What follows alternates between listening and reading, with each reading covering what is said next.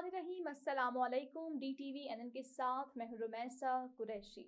नाज़रीन, अक्सर लोग प्रोपेगेंडे को एक ऐसे अमल के तौर पर देखते हैं जिसमें किसी ऐसे पैगाम को जिसका माखज़ मालूम हो इब्लाग के मुख्तलिफ ज़राए का इस्तेमाल करते हुए तकरार के साथ और ज़ोर देकर बयान किया जाता है। उसकी मिसालों में अक्सर Nazi Germany, fascist Italy, communist Soviet, ख़ास तौर पर कम्युनिस्ट चीन से इनके दरमियान सकाफ़ती इनकलाब के दौरान और थियोक्रेटिक ईरान की दिहाई में रियासत और हुकूमत की जानिब से किए जाने वाला प्रोपेगेंडा शामिल है। उसी तरह का प्रोपेगेंडा गैर आमराना हुकूमतों में भी किया गया और ऐसा ख़ास तौर पर दूसरी जंग अज़ीम के दौरान हुआ। सियासत के माहिरीन प्रोपेगेंडे को अमूमन तीन इकसाम यानी सफ़ेद प्रोपेगेंडा, वाइट प्रोपेगेंडा जिसको कहा जाता है, सुरमई प्रोपेगेंडा जिसे ग्रे प्रोपेगेंडा और स्याह प्रोपेगेंडा मतलब कि ब्लैक प्रोपेगेंडा में तकसीम करते हैं। अब जो वाइट प्रोपेगेंडा मतलब कि सफ़ेद प्रोपेगेंडा के माखज़ और उसके एजेंडे का खुलकर इजहार किया जाता है, तो उसमें नाज़ी जर्मनी की हुकूमत की जानिब से यहूदियों के खिलाफ तशद्दुद पर उकसाने वाले पम्फलेट भी शामिल हो सकते हैं और उसमें वो मज़िद प्रोपेगेंडा भी शामिल हो सकता है जिसमें कोई तिजारती कंपनी खुद को मिलने वाली किसी अवार्ड का ऐलान करे। हालांकि अक्सर औकात इन अवार्ड्स के लिए कंपनी ने खुद अदायगी की होती है। सुरमई प्रोपेगेंडे की शनाख्त करना कुछ मुश्किल हो सकता है। इस प्रोपेगेंडे का असल मुंबा या माखिज़ ज़ाहिर नहीं होता। इस प्रोपेगेंडे में अपने पैगाम को पहुंचाने के लिए बिलवास्ता ज़राए का इस्तेमाल किया जाता है। उसी की एक मिसाल अखबारात में वो मज़ामीन प्लांट करना है जो गैर जानिबदार नज़र आने वाले ख़वातीनो हज़रात ने लिखे होते हैं, लेकिन दर हकीकत वो लोग प्रोपेगेंडे के लिए काम कर रहे होते हैं। हाल ही में एक वेबसाइट दी इंटरफेट पर पाकिस्तान के साइफर स्कैंडल के हवाले से शाया होने वाली खबर भी मुबैना तौर पर उसी प्रोपेगेंडे की मिसाल लगती है। उस खबर की सदाकत को साबित करने के लिए वेबसाइट ने यहाँ तक कह दिया कि इस खबर का जरिया पाकिस्तानी फौज में कोई फर्द है। इसके बावजूद इस हवाले से इब्हाम बाकी रहा।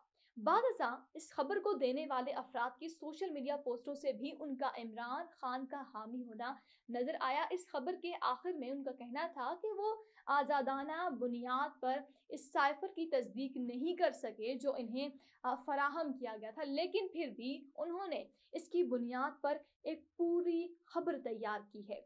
सुरमई प्रोपेगेंडे में बाज़ औक़ात ऐसा भी होता है कि जिससे प्रोपेगेंडे के फ़रोग़ के लिए बतौर ज़रिया इस्तेमाल किया जा रहा होता है, वो भी उससे बेखबर होता है।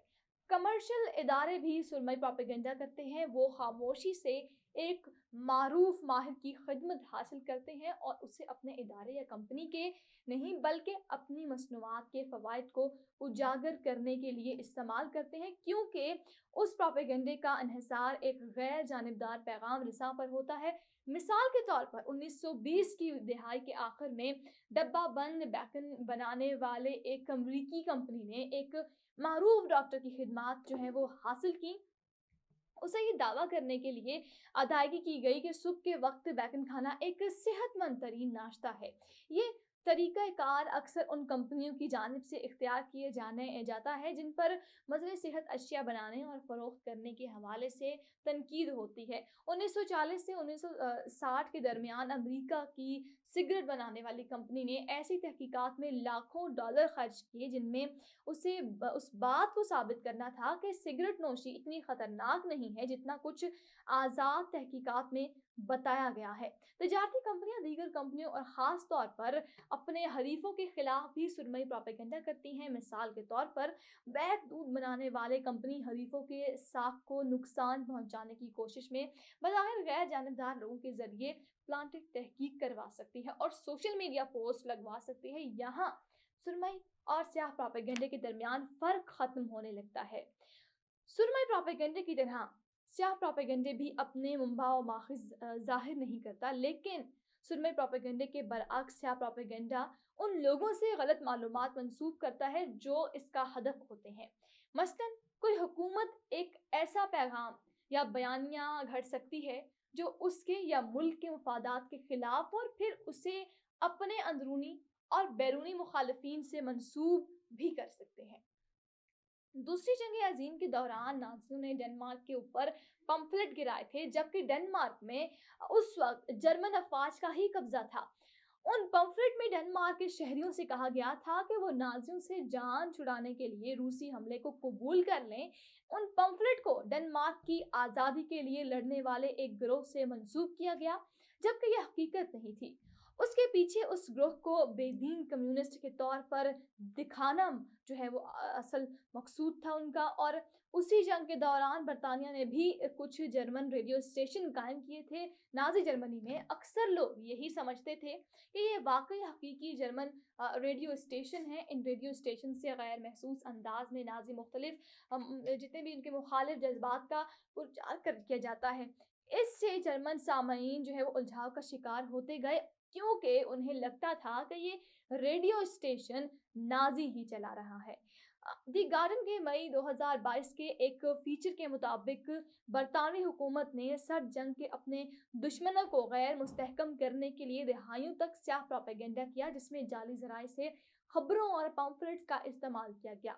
इस फीचर में कहा गया कि उस मुहिम में मजहबी कदामत पसंदी और बुनियाद परस्त नज़रियात को फ़रोग देकर मुसलमानों को भी कम्युनिज्म के खिलाफ मुतहर्रिक करने की कोशिश की गई। बरतानवी इंटेलिजेंस एजेंसियों की जानिब से तैयार की जाने वाली दस्तावेजात, जिन्हें बाएं बाजू की जानिब झुकाव रखने वाले मुसलमान गिरोहों और सोवियत यूनियन से मंसूब किया गया था, उनमें इसराइल की मुखालिफत भी की गई थी ताकि वो हकीकी नजर आए। अब 1990 की दिहाई में साबिक पाकिस्तानी वज़ीर आज़म बेनज़ीर भुट्टो अक्सर इस बात पर अफसोस का इजहार करती नजर आई कि मुल्क की इंटेलिजेंस एजेंसियों ने अक्सर दाएं बाजू के रसायलों जरायद को उनके जाली बयानात शाया करने के लिए इस्तेमाल किया, ताकि उस प्रोपेगेंडे को हवा दी जाए कि वो मुल्क के जौहरी प्रोग्राम को ख़त्म करने के लिए तैयार हैं। 1992 में मुत्तहिदा कौमी मूवमेंट MQM के खिलाफ फौजी ऑपरेशन के दौरान सिक्योरिटी फोर्सेस ने MQM के दफ्तर से एक नक्शा बरामद किया। नक्शे में कराची और हैदराबाद को एक अलग मुल्क के तौर पर दिखाया गया था।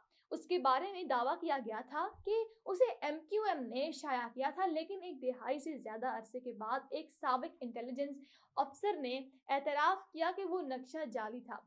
भारतीय मीडिया पाकिस्तान के खिलाफ सुरमई और स्याह प्रोपेगेंडे के लिए बदनाम है। अप्रैल 2023 में एक आम से ट्विटर अकाउंट ने पाकिस्तान में तालाबंद कब्र की तस्वीर पोस्ट की। पोस्ट में दावा किया गया था कि कब्र एक खातून की थी और उस पर ताला लगाया गया था ताकि मैयत को उन लोगों से महफूज रखा जा सके जो नेक्रोफिलिया में मुलविस हैं। इस खबर को मेन स्ट्रीम के मुख्तलिफ हिंदुस्तानी खबरसा इदारों ने तेज़ी से फैला दिया और ताहम हकायक की जांच करने वाली एक आज़ाद वेबसाइट ने इस कहानी का पर्दाफाश किया और बताया भी कि ये तस्वीर दरअसल पाकिस्तान की नहीं बल्कि हिंदुस्तान की है।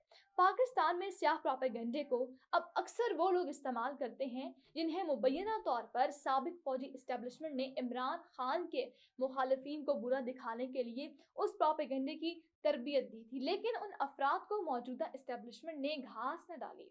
यूँ अब इमरान खान के मुखालिफिन और यहाँ तक कि मौजूदा इस्टेब्लिशमेंट के मेंबरान से मंसूब जाली हवाले और दस्तावेजात अक्सर सोशल मीडिया प्लेटफॉर्म पर बज़ाहिर होते रहते हैं।